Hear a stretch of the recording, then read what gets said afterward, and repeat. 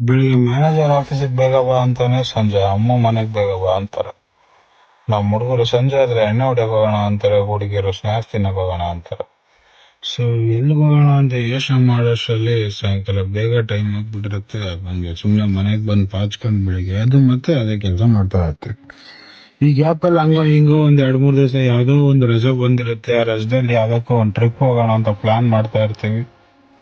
ಅದು ಏನು ಮಾಡ್ತೀವಿ, ಪ್ಲಾನ್ ಮಾಡಿದಾಗ ನಾನು ಹಂಗೆ ಹೋಗ್ತೀನಿ, ನಾನು ಹಿಂಗೆ ಹೋಗ್ತೀನಿ, ಅದು ಬೇಡ ಇದು ಬೇಡ ಅಂತ ಒಬ್ಬೊಬ್ರು ಒಂದೊಂದು ಐಡಿಯಾ ಕೊಡ್ತಾರೆ. ಈ ಐಡಿಯಾದಲ್ಲಿ ಯೋಚನೆ ಮಾಡ್ಕೊಂಡು ಯಾರಿಂದ ಹೋಗೋಣ ಹೆಂಗೆ ಹೋಗೋಣ ಅಂತ ಯೋಚನೆ ಮಾಡೋಷ್ಟರಲ್ಲಿ 2 ರಜೆ ಮಾತ್ರ ಬಂದೇ ಬಿಟ್ಟಿರುತ್ತೆ. ಗ್ಯಾಪಲ್ಲಿ ಲಾಸ್ಟಲ್ಲಿ ಎಲ್ಲ ಕ್ಯಾನ್ಸಲ್ ಮಾಡಿಕೊಂಡು ಮತ್ತೆ ಅದೇ ರಜದಲ್ಲಿ 2 ದಿವಸ ಮನೇಲಿದ್ದು ನಿದ್ದೆ ಮಾಡಿ ಬೆಳಿಗ್ಗೆ ಎದ್ದು ಮತ್ತೆ ಯಾವುದೇ ಕೆಲಸ ಸ್ಟಾರ್ಟ್ ಮಾಡಬೇಕು. ಇಷ್ಟಿದೆ ನಮ್ಮ ಜೀವನ. ಕಷ್ಟ ಆದರೂ ಇಷ್ಟಪಟ್ಟು ಬದುಕಬೇಕು. ಆಪ್ಷನ್